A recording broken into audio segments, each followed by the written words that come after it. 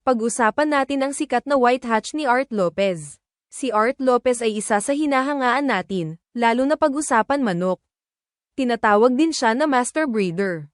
Pero bago ang lahat, unahin muna natin ang background nito.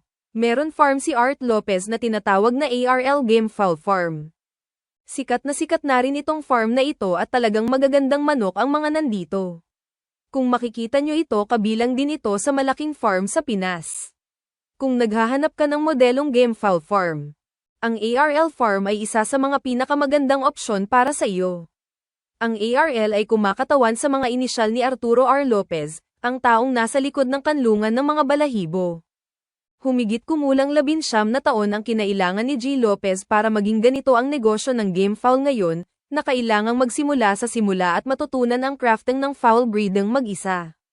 Ngayon, ang ARL Game Fowl Farm ay gumagawa ng humigit kumulang 3,000 dagdag manok na may mga bumibili mula sa malayong Malaysia at Indonesia na naglalakbay hanggang sa Pilipinas upang bumili ng kanyang mga lahi.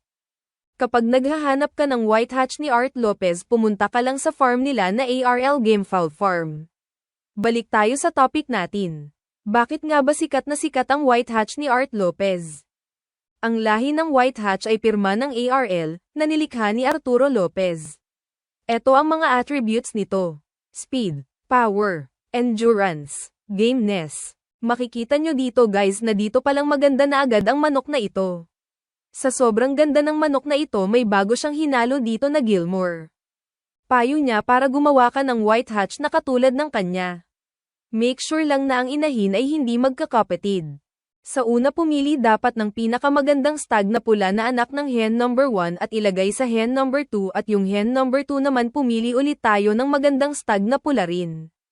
Ayun ang dapat mabreed in the second year para ilagay sa hen number 1.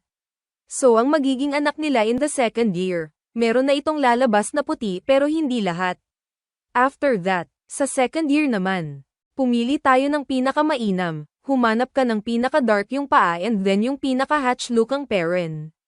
Ayan ang ginagawa niya sa pangalawang taon bago mag-produce ng puti para sa ikatlong taon. Napakaganda naman talaga ng white hatch ni Art Lopez, madami ang humahanga dito at karamihan pa ng bumili dito ay talagang nananalo. Kayo guys, ano ang masasabi nyo sa white hatch ni Art Lopez? Napabilib na ba kayo? Nakasaksi na rin ba kayo ng manok galing sa kanya? Comment down below.